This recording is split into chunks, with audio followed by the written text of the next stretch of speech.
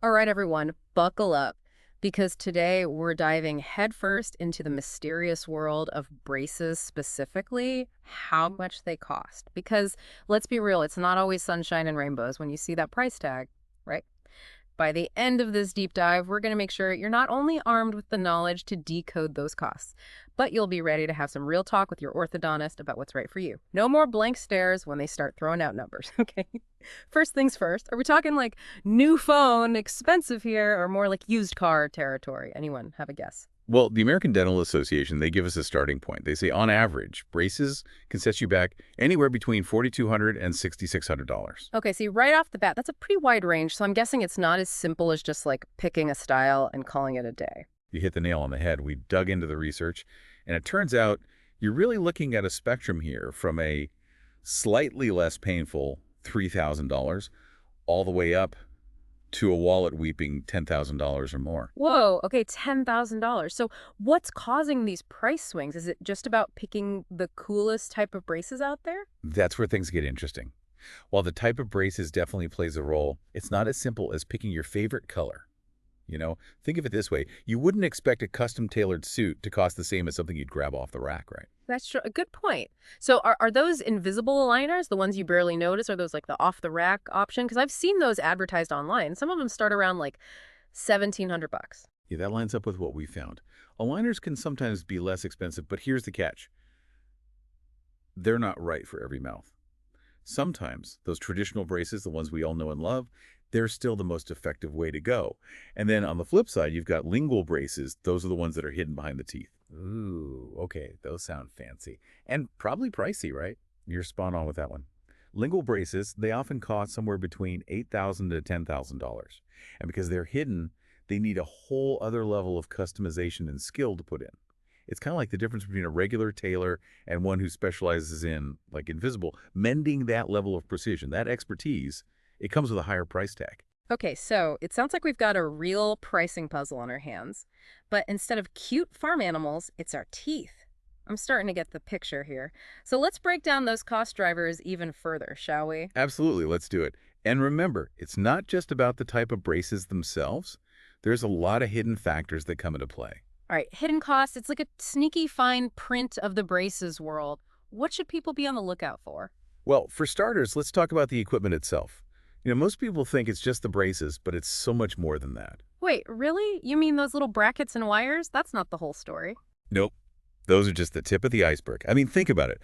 Orthodontists need all these specialized tools for every step of the process, like placing those brackets, adjusting the wires, all that jazz.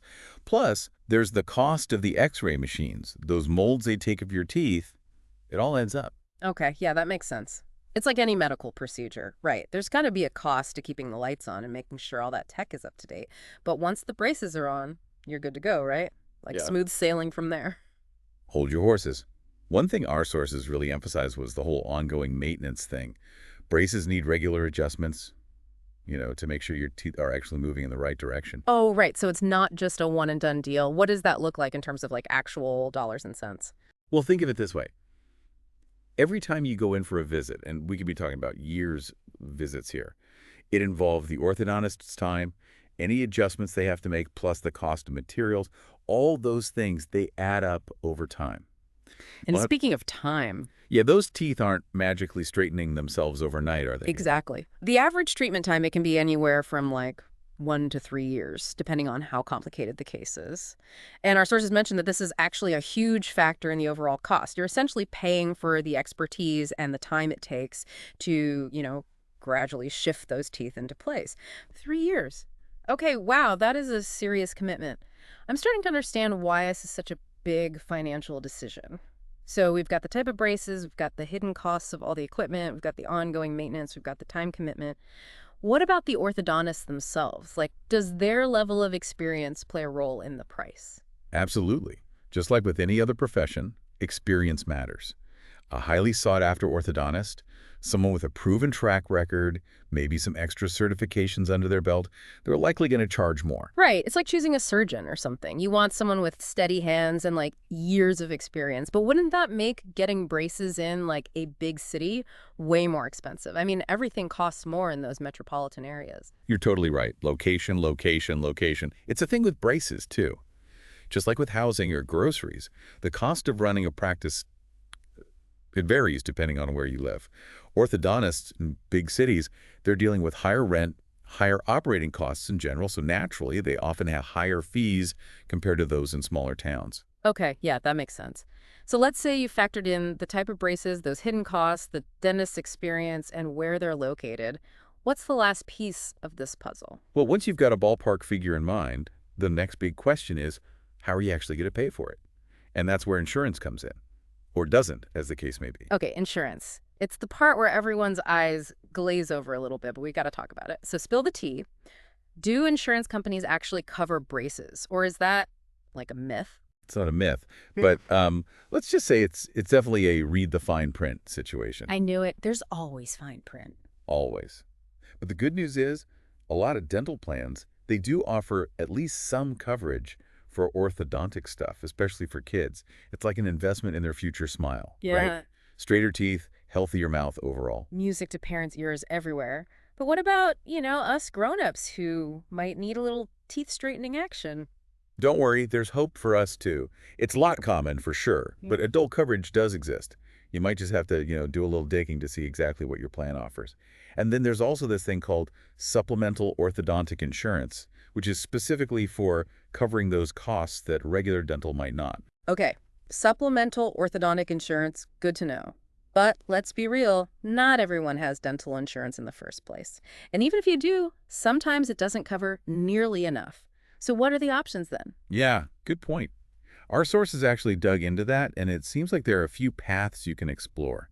So for people who qualify based on income, Medicaid can be super helpful, especially for children. Right, I was just about to say. It often covers braces if they're considered medically necessary. But here's the thing. It's really important to understand the specifics of your state's program. Because Medicaid isn't like a one-size-fits-all kind of deal, right?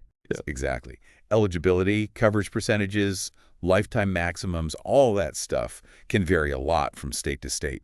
So it's always, always best to double-check with your state's Medicaid office directly. That way you'll know for sure what's covered and what isn't. Now, another option we saw mentioned a lot were these dental discount plans. Have you ever come across those before? Oh, yeah, those seem to be everywhere these days. Are they legit, or is it, like, too good to be true? They can be a good deal, but you got to know what you're getting into. They're not technically insurance plans, but more like membership programs, Okay. You pay an annual fee, and in return, you get access to a network of dentists who offer discounted rates on their services. So it's like Costco, but for your teeth. Exactly. But here's the thing. Unlike insurance, where they might reimburse the dentist directly, with a discount plan, you're responsible for paying the dentist up front at the time of service. You just get that sweet, sweet reduced rate. Right. Make sure orthodontic treatment is actually included in those discounts, because not all plans do. Right. Always got to read the fine print. Now, one more option our sources talked about, and this one always makes me a little nervous, are those in-house payment plans that some orthodontists offer. What's the deal with those? Are they risky? It's definitely good to be cautious with those.